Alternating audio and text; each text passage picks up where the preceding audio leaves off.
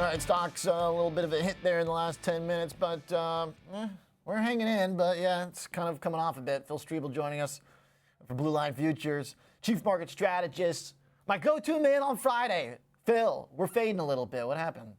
Yeah, we're fading a little bit. I feel like it's a battle like that South Park episode with the World of Warcraft, and it's a couple people, the little South Park characters fighting that one guy. So Yeah, that's how the me small here. caps feel. I'm doing it right now. The Cartman playing World of Warcraft.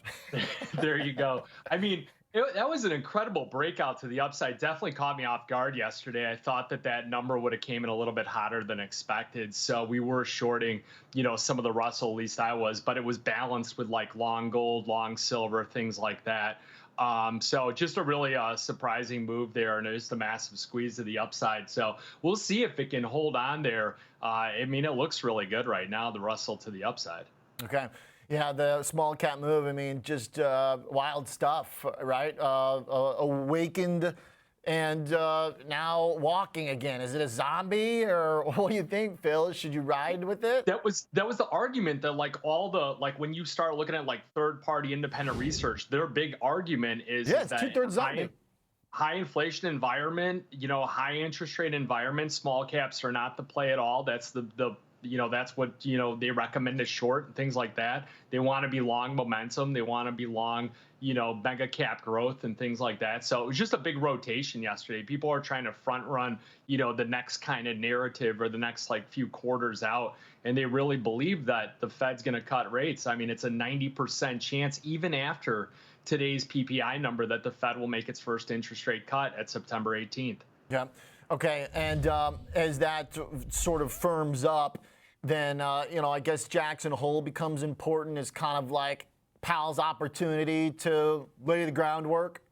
Yeah. I mean, you got Jerome Powell on Monday. Tuesday, you have retail sales. We got industrial production on Wednesday, along with Beige Book, and then initial claims in Philly Fed. So more Fed speakers next week. We don't have any big, I'd say I'm going to be watching kind of that retail sales and, again, Jerome Powell. Those, I think, are your two biggest things. So, today was interesting in a lot of the metals, like gold futures dipped below 2,400 at one point. Silver was down about $1. They were able to really claw their way back. And I think what they're looking at is they're looking at like 2-year treasury yields breaking down, and also the dollar index had flushed below the 50-day moving average, and it's really staged a pretty good sell-off. You got a breakout in the euro, the British pound, and some of the other foreign currencies. Yeah, the dollar really got clobbered, but even so, no ramp in BTC. Everything seemed to come together here. So, Phil, what's going on, man? Bitcoin hasn't really moved. It hasn't moved in 4 or 5 days since that big flush out down below 55,000. Since then, we've consolidated. I think from, if you're going to risk manage it, you're going to have some tight stops, and it's got to be just right around 56,500 because we haven't closed below that level. We've probed below it a few times. 60,000 has just been like hardline resistance on it. We get a break above there. I think we go back into a consolidation phase around 62.5, but at least it's holding this area. It's not as volatile as some of these other asset classes. Yeah, what do you think happens if it does break? Or I guess the kind of flip side, not to insert my own maybe bias there, but how would you know if it's going to flip back higher then?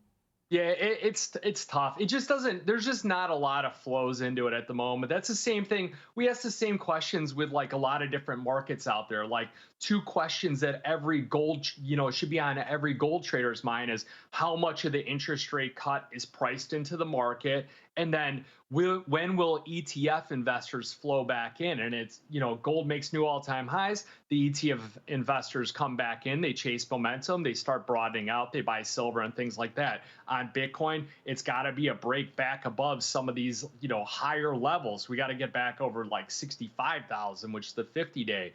70,000 will change the dynamic of it. And they're just not there. It's just not the party to hang out at. Yeah, it's true. It's the AI party. Now, to that point, Phil, I mean, what happens if the tech slam that we took yesterday returns?